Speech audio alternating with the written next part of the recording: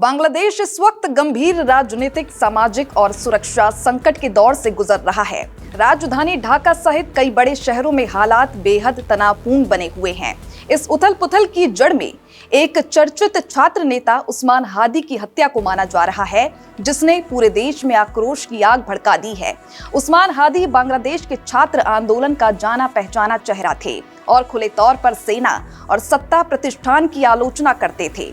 हत्या से पहले उन्होंने एक अहम बयान दिया था, जिसमें उन्होंने कहा था कि बांग्लादेश में लोकतंत्र कमजोर किया जा रहा है और छात्रों की आवाज को दबाने की कोशिश हो रही है।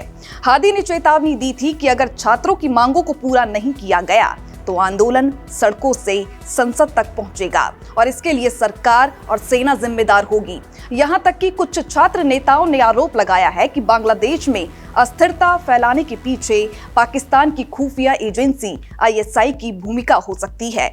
और वहीं छात्र नेता उस्मान हादी के बयान के कुछ ही समय के बाद उनकी गोली मारकर हत्या कर दी गई। इसके बाद छात्रों और युवाओं में जबरदस्त गुस्सा फैल गया। हजारों की संख्या में लोग सड़कों पर उतर आए और सेना और सरकार के खिलाफ नारेबाजी शुरू हो गई। कई जगहों पर प्रदर्शन हिंसक हो गए, आगजनी और तोड़फोड़ की घटनाएं सामने आई। ढाका समेत कई शहरों में मीडिया दफ्तरों और सरकारी इमारतों को भी निशाना बनाया गया। छात्र संगठनों का कहना है कि ये सिर्फ एक नेता की हत्या नहीं है, बल्कि ये लोकतंत्र को डराने की कोशिश है। इस पूरे घटनाक्रम के बीच पाकिस्तान का नाम भी सामने आने लगा है। कुछ छात्र नेताओं और राजनीतिक विश्लेषकों ने आरोप लगाया है कि बांग्लादेश में अस्थिरता फैलाने के पीछे पाकिस्तान की खुफिया एजेंसी ISI की भूमिका हो सकती है। उनका दावा है कि सेना और कुछ कट्टरपंथी गुटों के जरिए हालात को जानबूझकर बिगाड़ा जा रहा है ताकि देश में डर और अराजकता का माहौल बने। हालांकि इन आरोपों की अभी तक कोई आधिकारिक पुष्टि नहीं हुई है, लेकिन इन दावों ने स्थिति को और संवेदनशील बना दिया है। हालात उस वक्त और बिगड़ गए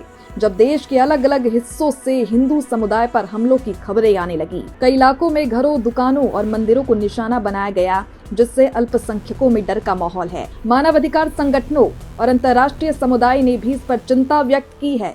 लोग सवाल उठा रहे हैं कि क्या कानून व्यवस्था पूरी तरह फेल हो चुकी है। तो देखिए, ये पूरा संकट ऐसे वक्त में सामने आया है जब बांग्लादेश में 2026 के आम चुनाव नजदीक है।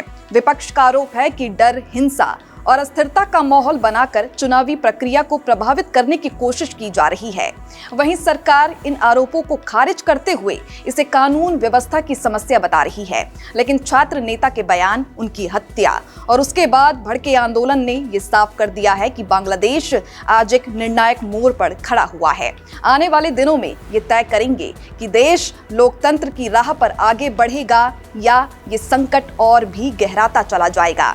तो फिलहाल के लिए इस खबर में बस इतना ही। बाकी ऐसी ही तमाम खबरों के लिए आप बने रहिए हमारे साथ और देखते रहिए भारत अपडेट।